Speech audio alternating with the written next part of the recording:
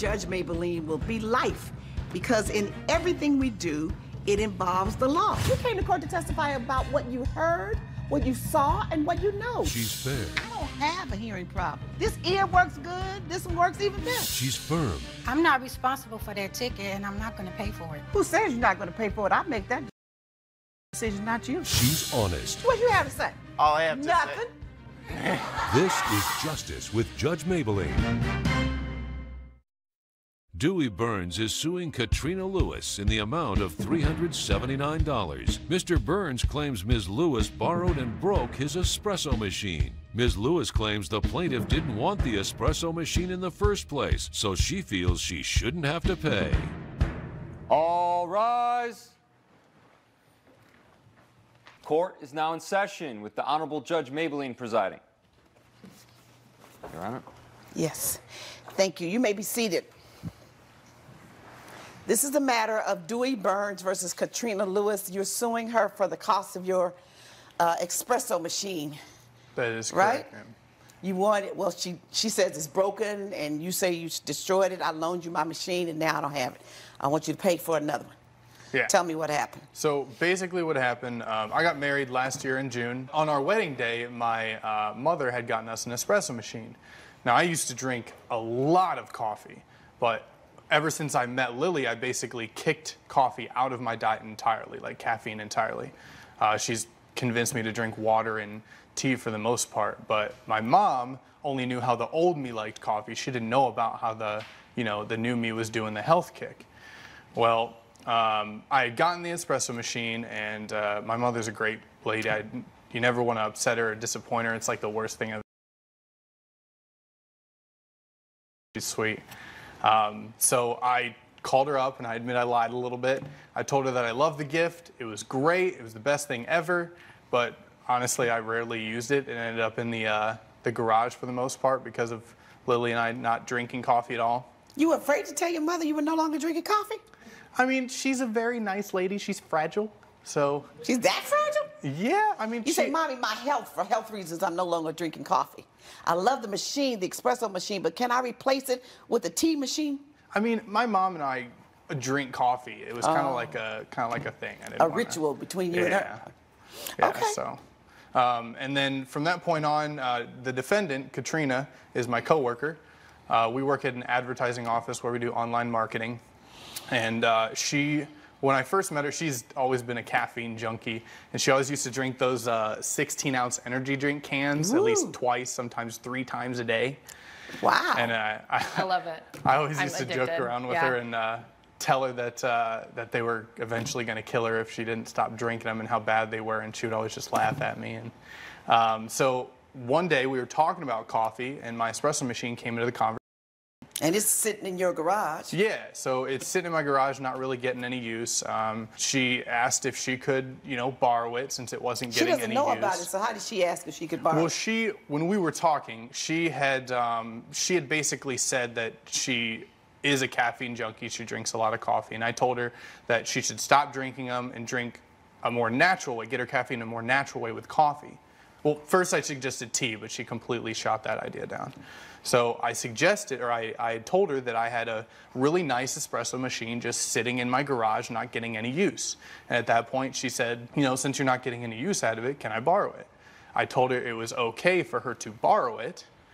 And Did she say borrow? Okay. Yeah, That's your version. said, okay. She said borrow. And I told her it was okay for her to borrow it.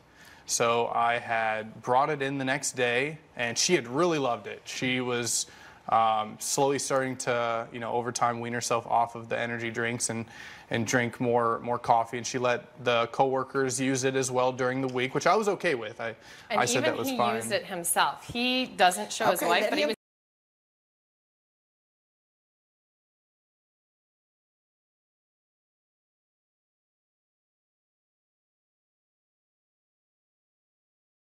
I'm going to give you a chance to talk. Yeah. I was wondering when you would go butt in, because I figured that caffeine high was going to kick in a minute, and you weren't going to be able to stand there too long without saying something, but, control the caffeine. So basically, a few weeks passed by. She asked if I wanted it back, and I said, not right now. I don't really need it.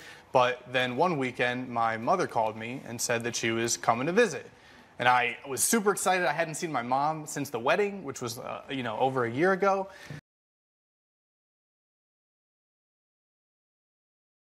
And so I was really, really excited. But in the conversation, she had mentioned that she can't wait to use the espresso machine that she had gotten me. So at this point, I kind of freaked out, and I was like, uh-oh, I kind of need to get it back from Katrina. So the next day And that's the only time he ever wanted it. Like, I asked him multiple times if he wanted it back. No, didn't want it. So Ms. Lewis. I came in the next day and asked her, you know, I would like to get my caffeine machine back. My mom's coming. I'd like to, you know, keep it in my house, keep up appearances, let her use it because she drinks coffee as well as me. So I wow, that's a lot to go through. Yeah. Instead of just telling mommy, I gave it away. Exactly. I broke He's mama's it. boy. He's mama's boy. I don't drink coffee anymore, mommy. I gave it away. Well, it's like a How tradition. old are you? You so scared of your mom. You're not scared of your mama to tell her that? Coming up on Justice with Judge Mablean. Do with it what you want is not take it home during the week and bring it back on Monday. Do with it what you want is keep it, give it away, tear it up. I don't care. Do with it what you want. And later. And so you just need to be quiet. Now, why in the world do you think you have something to say? Shut your mouth. I would never have. What did I say? Quit while you're ahead. We're back with the case of Dewey Burns, who is suing Katrina Lewis for $379. You can just say, Mommy, I don't drink coffee anymore. Exactly. But we could end up drinking coffee eventually. Okay, so what happened? You asked for the machine back and? And she said that it broke. It broke? Yeah, and I said, what do you mean it broke? And she said, I don't know, broke. Things just break sometimes. So at this point, I was like, okay, we'll bring it in. We'll see if we can fix it. She brought it in the next day. It wasn't fixable, so I told her, you know, I let you borrow it. You were responsible for this. I'm going to need the $379. For a year-old espresso machine that's used? Well, I had to buy a new espresso machine because of the fact that she broke it to keep up appearances with my mom. Well, but so that was the value of, that's the value of the new one you bought. That's not the value of the one that she had. Well, yeah, I mean, it was around the same as the cost of the other one.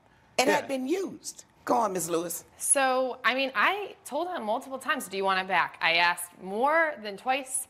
I asked, do you want it back? And he said, no. And they said, you can do with it what you want. That's do with what he it said. what you want. Exactly. That's what he said. I mean, to any logical person, you'd think, oh, okay, like, it's mine. It's a gift. I mean, do with it what you want. Okay, now you cannot. Hey, Mr. Burns, you all have had plenty of time to discuss this among yourselves. I don't even want you to look over there. Keep your eyes on me. Yeah, so everyone in the office loved it. Like, I was using it in the office. Like, he offered, you know, he said, I have a machine I'm not using. It's collecting dust, So you know? you didn't ask to borrow it? I didn't, I mean, he offered it, and then I said, okay, yeah, I'll borrow it, So, you know? okay, but there's a difference. Yeah. I have a machine, you can use it. Or I have a machine, I'm not using it. May I borrow it? Now, which was it? Yeah, it was the second one. I asked to borrow it, yeah. All right. But he wasn't using it, and then I asked multiple times, do you want it back? And he said, no, do with it what you want. And we were using it in the office. Everyone loved it. The boss loved it. He was using it behind his wife's back, you know, and now she'll know about it. But, I mean, it's not a big deal. I mean, he just... On TV. If he likes tea, he likes tea. If he likes coffee, he likes coffee. Okay, like, you so can just now say whatever. everybody's using the machine, you're using it, he asked for it back, what happened? So then that weekend where he was freaking out that his mom was coming, it wasn't working. And I hit the button, it just didn't go on. And, you know, I don't even think it's my fault because everyone in the office was using it. Like, it could have been anyone else in the office. It could have been him for all I know. Okay, at the point when you discovered and turned it on and tried to use it and it was not working, was it at the office or at your house? It was at my house. Okay. Yeah, but like I had just taken it from home. Like it stopped working. Like we've been using it a lot. So your contention is he gave it to you anyway because you said do with it what you want. Yep, so now you believe that it's a gift. It's a gift, yeah. And it's yours. Yep. He doesn't ever want it back. Yeah. And I would never I tried to get it back. Like out of niceness, I was like, do you want it back? Okay, like, but I got that. You don't have to repeat it. My mom gave it to me. I would never give that to her as a gift. And now he's regifting it. Did you ever use the phrase do with it what you want? Yes.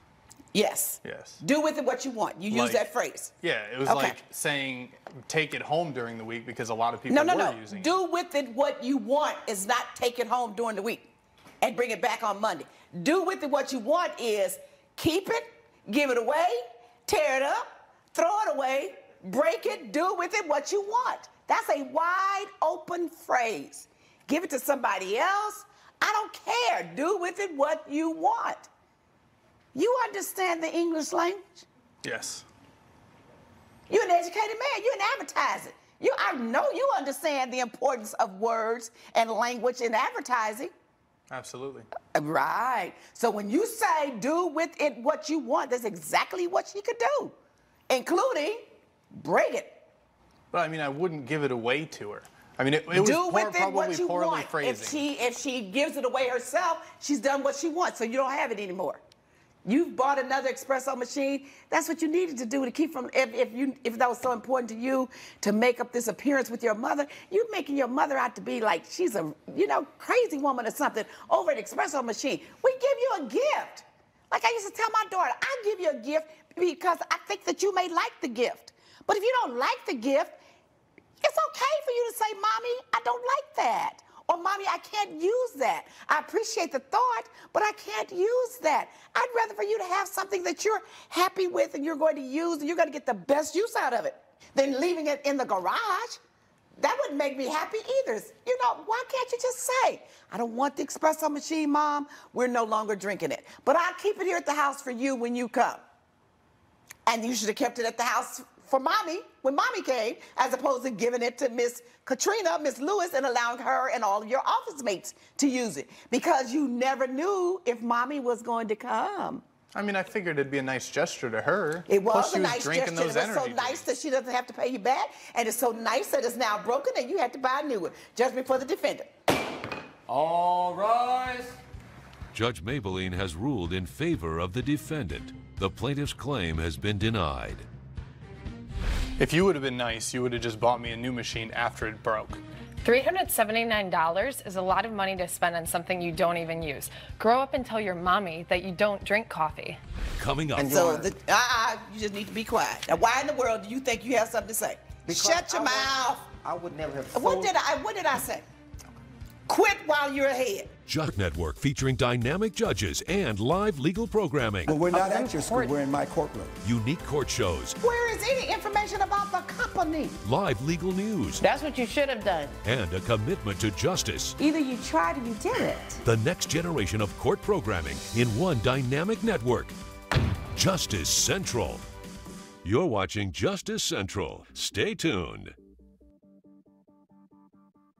You're watching Justice with Judge Mablean. Bobby Coates is suing Alicia Mitchell in the amount of $2,500. Mr. Coates claims Ms. Mitchell stopped payment on a check after purchasing a car from him as is. Ms. Mitchell claims the plaintiff sold her a lemon because the car caught on fire 3 days after she purchased it. In the matter of Bobby Coates versus Alicia Mitchell, Mr. Coates, you're suing Ms. Mitchell for $2,500. Say you sold her a car and then she drove off with the car and never paid you back. Ms. Mitchell says the car was a lemon. She's also asking you to pay her $225 for the tow fees.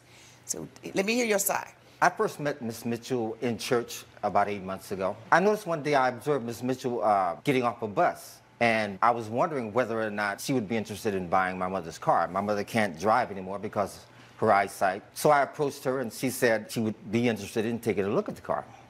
So we made arrangements for her to come and check out the car and took it for a test drive. She brought the car back and said she wanted to buy it. We agreed on a price of $2,500. She wrote me a check and I deposited the check that same day. A few days later, I called my bank to see whether or not the check had cleared. And that's when I discovered that the check had bounced. Okay, after that, I tried several times, many times, as a matter of fact, to contact Ms. Mitchell.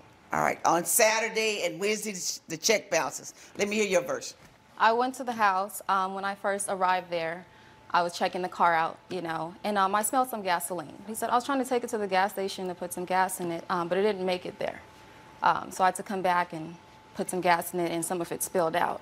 And I said, okay, I'm looking around the car, and his neighbor was there, and he said, if you don't buy that car, I'm going to buy it.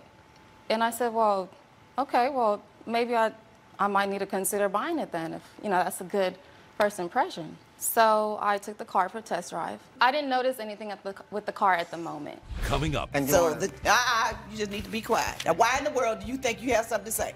Shut your mouth. I would never have What did I say? Quit while you're ahead. We're back with the case of Bobby Coates, who is suing Alicia Mitchell for $2,500.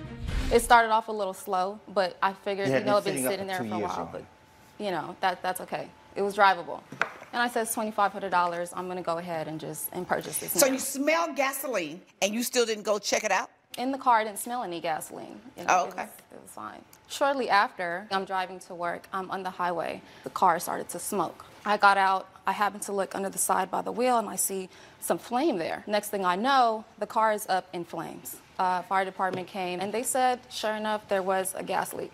So then you decided I'm not going to pay him, and you put a stop payment on the check? Oh, it wasn't that. It wasn't that at all. I had to exit the freeway. I walked at my heels with my purse down the side of the freeway. I called Uber to come pick me up and just take me home. I was called on Tuesday, the following day, saying that I had to move the car from the side of the freeway because it was a hazard. If I hadn't did that, they would charge me $50 a day. Okay, so then you had it towed? That's the $225? I had it towed, yeah. Okay. I had it towed to his house. All right, now what happened to the check? You know, when I realized that the car was on flames and I needed that $225 to pay for towing, I called the bank and I canceled it. I used some of that. So you put a stop payment on the check? I did. Did you know about a gas leak? Nothing at all about a gas leak. You know about a gas If I could show my evidence of how good this car looks? Show me. I don't care about looks. Do you have any evidence of maintenance? My mother drove the car for 16 of the years. Judge Mablean's verdict when justice with Judge Mablean returned. Did you tell her it had been sitting for 2 years? Yes, I did. No, you did not. I was not aware of I that. told her the Your car Honor. had been sitting. Did you ask any questions about the condition of the car, why it was sitting? You know, I thought about calling my mechanic, and then I called him. He was unavailable. Well, I hate to tell you this, Ms. Mitchell. When you buy a used car from another person, you buy it as is, whatever condition it's in. You assume all the risk and responsibility for it because they're not giving you any warranty against anything. Unless he had knowledge that something was wrong with it and told you a lie and said there was absolutely nothing wrong with it. But he didn't say that. And he didn't say that. He said I had no knowledge of a gasoline problem. So then the burden is on you to have it checked out before you purchase it. There is no 3-day waiting period. There's no cancellation of the contract. It's just you lose money. And that's the risk of buying a used car from a person. And so you just need to be quiet. You don't have anything else to say. Now, why in the world do you think you have something to say? Shut your mouth. It's bad enough that she has to pay. She owes you money for it. I would never have sold. What did I say? Okay. Quit while you're ahead. Yes, ma'am. Judgment for the plaintiff. All rise. Judge Mablean has ruled in favor of the plaintiff. The defendant has been ordered to pay $2,500. You knew something was wrong with that car, and you still sold it to me. I could have lost my life. I'm sorry the car caught fire and put you in jeopardy, but you bought it as is, and that's what you got.